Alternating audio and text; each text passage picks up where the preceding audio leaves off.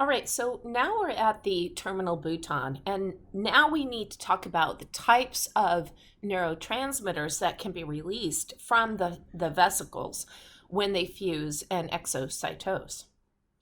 From this list, you should know the ones that are in black, not the ones that are in red. Do not worry about memorizing which class they're from. They're class 1 or class 2, etc. If they're biogenic amines or amino acids, I don't care. We're just going to go through all of these neurotransmitters that are shown here in black, and you should appreciate how they are, what receptors do they bind to, and how are these neurotransmitters removed from the synaptic cleft, because a signal is only so good as when it's released with purpose and when it's removed, right? You don't want a signal that lasts too long. So how is it removed? These neurotransmitters will either be degraded or they're going to be taken back up by the presynaptic neuron. Our first neurotransmitter is acetylcholine. And acetylcholine is made by cholinergic neurons. The phrase cholinergic is an adjective, of course, and that means that these neurons have the CAT enzyme, the choline acetyltransferase enzyme, that can help, that performs the reaction between choline and acetyl-CoA, and it makes acetylcholine. Acetylcholine is released through in the synaptic cleft, and then of course acetylcholinesterase degrades that molecule into acetate and choline. Choline can be taken back up into the presynaptic neuron as shown here in the picture, and acetate is a waste product that is removed from the body. You should appreciate that if acetylcholinesterase is impaired, then acetylcholine lasts longer in the synaptic cleft. If this is the case in healthy individuals, then we would see things like spastic paralysis because the person's skeletal muscle is being overly stimulated by the acetylcholine. And you should discuss that during your skeletal muscle physiology review. You will also realize that acetylcholine is highly used by both divisions of the autonomic nervous system. Both the sympathetic and parasympathetic use acetylcholine as the neurotransmitter released from the presynaptic neurons. Parasympathetic division also uses acetylcholine released from the postsynaptic neurons. In this case, the words change, the terminology change. Preganglionic neurons and postganglionic neurons. Preganglionic neurons terminate or synapse onto postganglionic neurons. Both divisions, the preganglionic neuron releases acetylcholine. For the parasympathetic division, only the pre and the post release acetylcholine. Now we're to the catecholamines. Catecholamines include L-dopa, dopamine, norepinephrine, and epinephrine. All of these come from the tyrosine amino acid precursor. We've seen tyrosine before in lecture unit 1 as the amino acid precursor for amino acid derived hormones like dopamine, epinephrine, norepinephrine, and even thyroid hormone. But you should know that tyrosine can actually be made from phenylalanine, as shown up here at the top of my slide. Phenylalanine can be converted into tyrosine using an enzyme called phenylalanine hydroxylase. That means that tyrosine is not an essential amino acid. It means an essential amino acid means it has to be in your diet. Tyrosine does not have to be in your diet because it can come from another source, phenylalanine. We're going to see in the next slide that some people have a mutation in their gene that codes for phenylalanine hydroxylase. But let's talk about the catecholamines in general. The catecholamines need to be removed by reuptake into terminal boutons, or they can be taken up by surrounding glial cells, or they can be destroyed.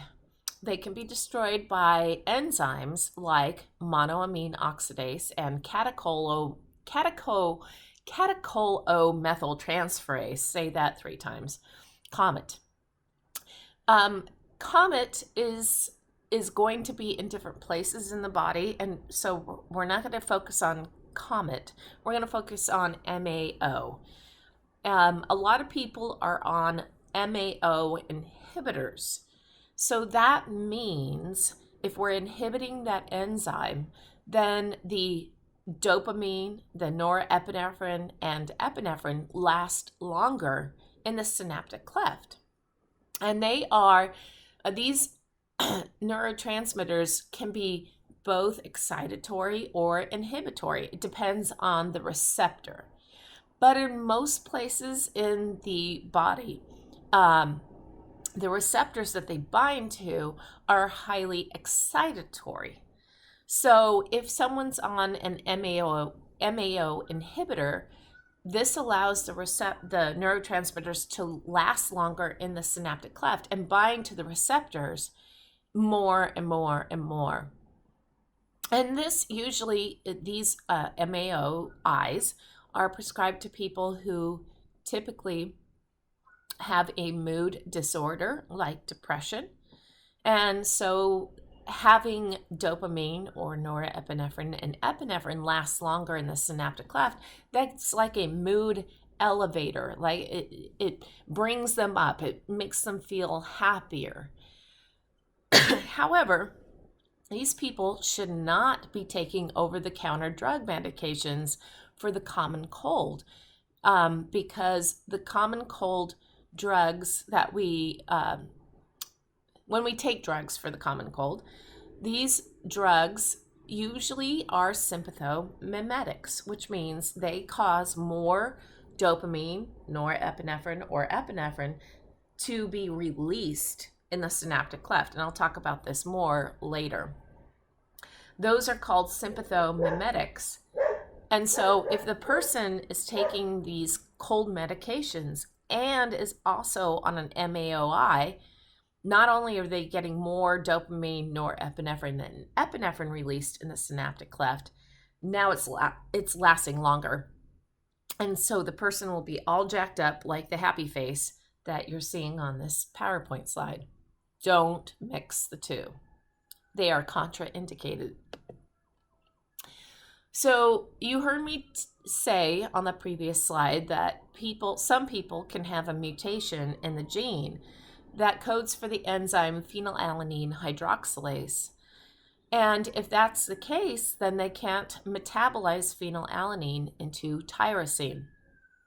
Instead, the phenylalanine will be metabolized into other metabolic pathways.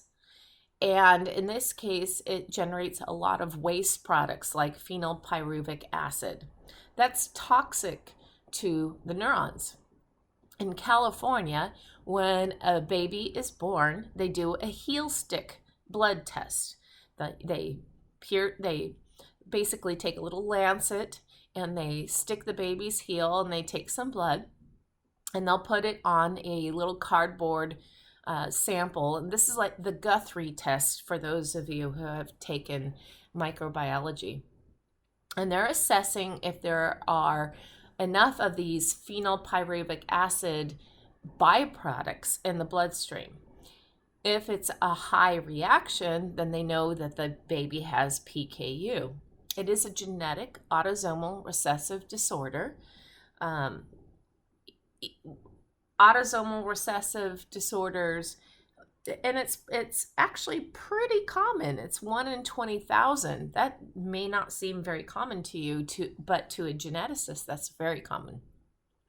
Anyway, if a baby is found that has a lot of these phenylpyruvic acid byproducts, what happens is the parents are counseled on how to provide protein to this infant, but the proteins should be low in phenylalanine. And you can actually go to some of these websites that I give you here, and they'll actually tell you which types of proteins and products that you can buy at the grocery store that are low in phenylalanine. Now, once the baby develops and the neurons are in place and the synapses are in place, like we're talking after adolescence, they can eat whatever they want to. They're not going to die. But patients who go off of their restricted diet and get more phenylalanine in their proteins, they report that they have less ability to problem solve, task performance decreases, memory recall decreases, and they just feel gloomy. They report being gloomy. So if they go back on their restricted diet, they improve. They have better memory recall. They have better task performance, etc. Maternal PKU is the mom has the genetic mutation. She has the disease. She must go back on her restricted diet when she's pregnant. Otherwise, the phenylpyruvic acid toxins will build up and they can cross the placenta and then go into the baby and affect the baby's neuronal development. So that's what we mean by maternal PKU. Dopamine. Now, dopamine is another catecholamine, and it can be both excitatory and inhibitory. It depends on the receptor that's bound. So what should we know based on what should we focus on for testing purposes?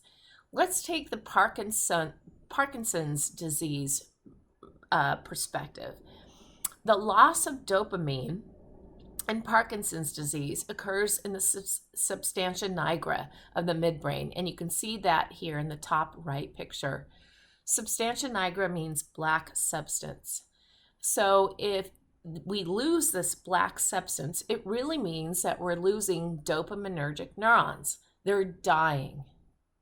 And in the substantia nigra, the dopaminergic neurons are causing an inhibitory effect.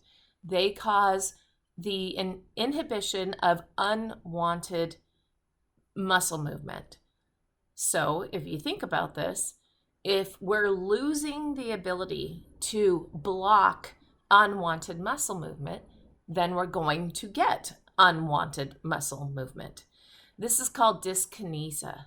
And when someone has dyskinesia, they are going to have unwanted movement. This includes having a problem with blocking muscle movement from muscles at a time when you don't want them to contract. So they're going to have a Parkinson's disease gait. That's what we say. They have a gait. And this gait can be a slow gait, a bradykinesia. They're going to have a Parkinson's disease shuffle, as we call it. They're going to have resting tremors. They even will have, it'll look like they have a pill that they're playing with in their hand. We call this pill rolling. Anyway, if you lose the inhibition to block unwanted movement, then you're going to get that. And people with Parkinson's disease oftentimes don't want to go out socially because they feel like people are looking at them strangely. They can't change their facial demeanor. They look like they're wearing a mask. And people in a social setting are trying to read your facial expressions, and these people seem to be just like a blank slate. And so people don't react to them in a normal way, and they don't want to go out. And this leads to a spiral cascade. They end up becoming very depressed and even suicidal. So how can we help people with Parkinson's disease? We didn't know what Parkinson's disease was until we had the case of the frozen addicts. And I highly recommend that you either read the book or watch the 1 hour Nova special that is posted for you in Blackboard or Canvas. And it talks about these methamphetamine addicts that were sold a bad batch of drugs, a bad batch of meth, and they ended up presenting with closed in or locked in syndrome. They could hear, they could respond with their eyes, but they couldn't move, they couldn't speak. They were totally helpless. And through a lot of investigation, both medically and also on the police department, it took a lot of investigative work to realize that they had this bad batch of methamphetamine that they had all consumed or used, and it broke down. It basically paralyzed their dopaminergic neurons in their midbrain. It was the first time that we had a system, really, a human system of discovering how dopaminergic neurons in the midbrain were so critical. So again, I recommend the book or the movie. These frozen addicts, we discovered that if we gave them L-Dopa, a precursor to dopamine, the L-Dopa could cross the blood-brain barrier and get into the midbrain. And then the remaining neurons that were functional can convert L-Dopa into dopamine. And one of these addicts, once we gave him the L-Dopa, you will see in the video, he suddenly gets up out of bed and responds to commands like hop on your right leg, hop on your left leg. And before that, he was like an infant, a helpless infant. He had to have someone feed him.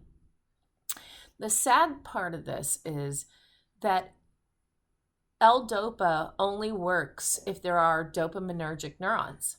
If they are dead, then L-Dopa can't be converted into dopamine. And that means the medication is only effective for a limited amount of time. Sadly, Parkinson's disease patients, we don't give them the medication that they need until their quality of life deteriorates to the point where they need the L-Dopa. Their quality of life then improves, but it's for a limited time again because the neurons that are there are still dying. So Parkinson's disease, how can it be cured at this point? We need stem cell transplants, which is not legal in the United States. A lot of patients with Parkinson's disease will go to Europe and get stem cell transplants, and they are fully recovered, but it's very pricey, as I'm sure you know that. But we don't have a cure for this as of yet. As far as Parkinson's disease, only 10% of the people with Parkinson's disease have a genetic mutation that we know of in the synapsin gene. The other 90% who get Parkinson's disease is from unknown sources, so the etiology is highly unknown. Now we get to serotonin. Serotonin is a neurotransmitter that is not degraded in the synaptic cleft. Instead, it's taken back up into the presynaptic neuron by selective serotonin reuptake transporters. And people can be on SSRIs, which stands for selective serotonin reuptake inhibitors. This is prescribed for people who might be depressed, again, a mood disorder. So if we are impairing these reuptake systems, then the serotonin lasts longer in the synaptic cleft. Serotonin is largely regarded as inhibitory. Again, this depends on the receptor it binds to. And it basically is prescribed, these SSRIs, to people with anxiety disorders. So if someone is over anxious, feels overwhelmed in socially, we give these SSRIs, and the serotonin lasts longer in the synaptic cleft, and it leads to inhibitory effects. So they feel less stimulated, they feel calm, blue ocean, as I like to say, and therefore serotonin is regarded as a feel-good neurotransmitter, a mood elevator. They feel like, everything's calm. They feel like they're on vacation in Hawaii, if you will. Serotonin is derived from tryptophan. So if you eat a lot of protein that has a high amount of tryptophan, you will feel very sleepy, very calm, very less anxious. And tryptophan, of course, is, well, if we talk about proteins that have a lot of tryptophan and we get a lot of serotonin, we get very sleepy. So after you eat your Thanksgiving turkey has a lot of tryptophan in it. And that's the reason why after that holiday meal, you feel very sleepy. That's your serotonin levels getting elevated. If we're going to take drugs, can we all agree not to take LSD? LSD inhibits serotonin. It's blocked.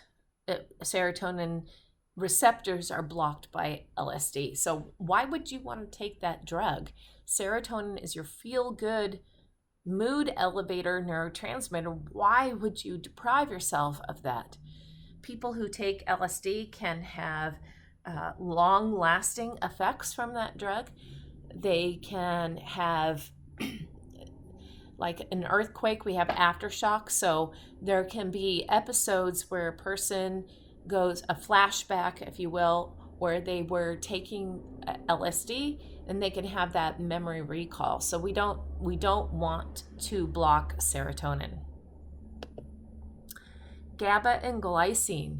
These are your major inhibitory neurotransmitters. Again, the neurotransmitter does not dictate inhibitory or excitatory effects. It's the receptor that's bound. If we're talking about GABA and glycine, if a person has reduced GABA or glycine, you would expect that they would have unwanted movement, unwanted skeletal muscle movement. GABA and glycine are not released from somatic motor neurons. Somatic motor neurons that target skeletal muscle can only release acetylcholine.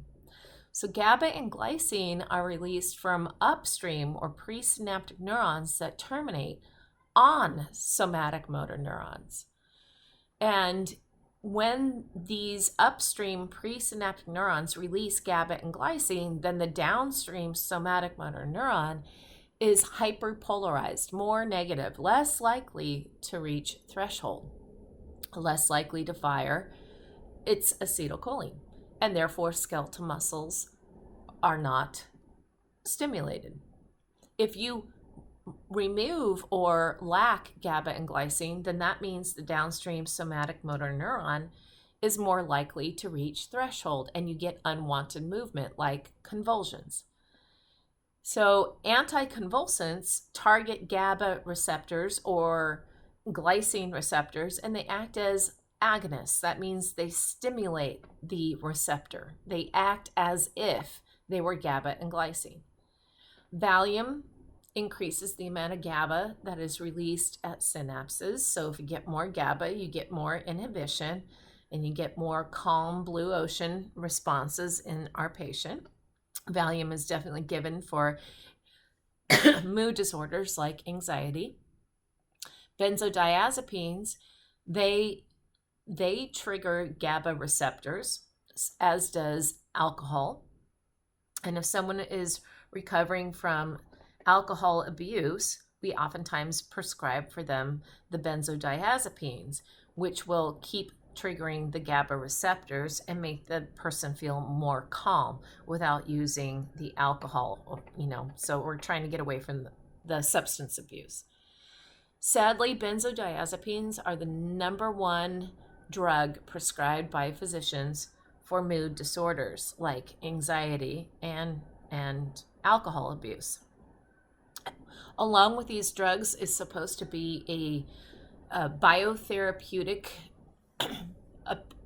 portion of the treatment for the patient where they learn how to recognize their stressors, know what kind of environment they're going to be in if that triggers them to want to have alcohol.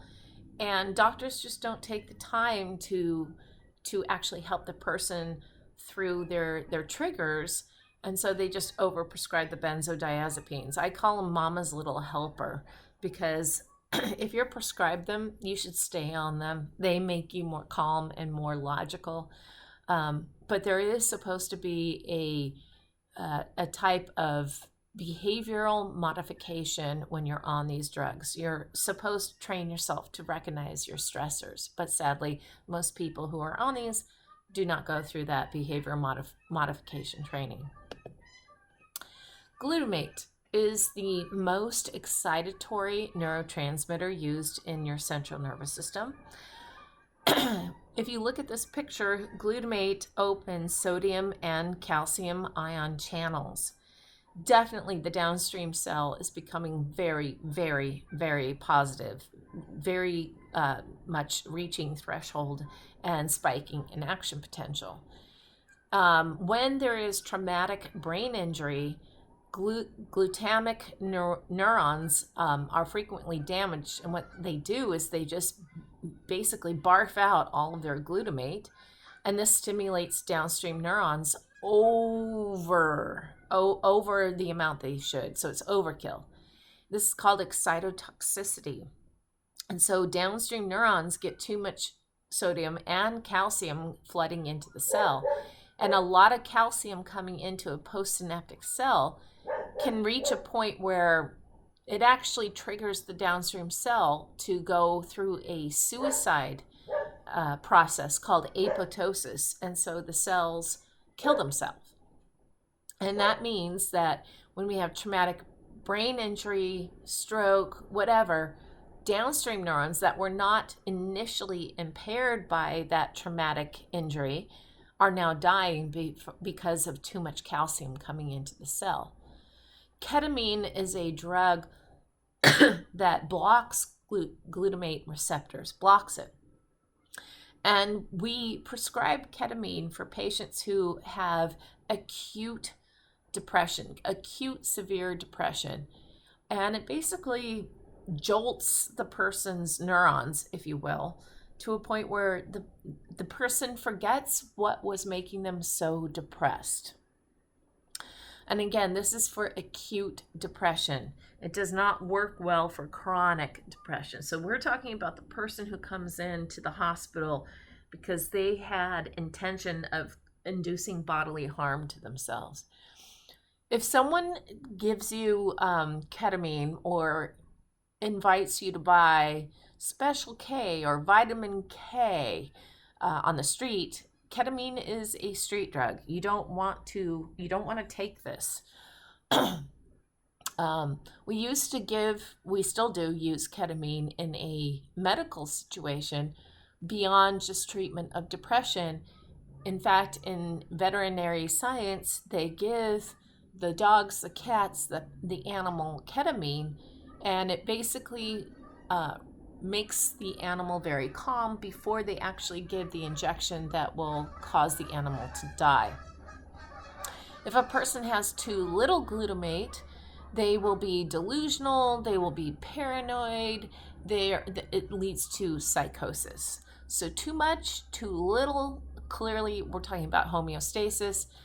It's not good to have too much or too little of anything. We've learned that so many times already in this semester. Nitric oxide is a neurotransmitter that is made on demand. It can't be stored in synaptic vesicles because it is lipid soluble, so it would diffuse through the membrane. Nitric oxide is made by nitric oxide synthase, or NOS, and this enzyme is probably one of the most complicated enzymes that we know of to date. It performs 4 reactions. That's really unheard of for an enzyme. Enzymes typically perform 1 reaction. NOS performs 4. So this enzyme provides nitric oxide for endothelial cells and other cells beyond neurons, some cells in the lung, for example. And in endothelial cells of your vessels, your blood vessels, it causes vasodilation. And we will talk more about nitric oxide later in Unit 3. In the brain, it modifies behavior and memory, and it triggers second messenger systems. Speaking of second messenger systems, when we come back in our next segment, I'm going to tell you about the different types of second messengers. You were warned in Unit 1, lecture Unit 1, that the second messenger systems are sometimes used by endocrine glands. They are triggered by hormones, and you were told don't worry about it until lecture Unit 2. Well, now we're at that point where you need to worry about it. So when I come back, we're going to learn about second messenger systems.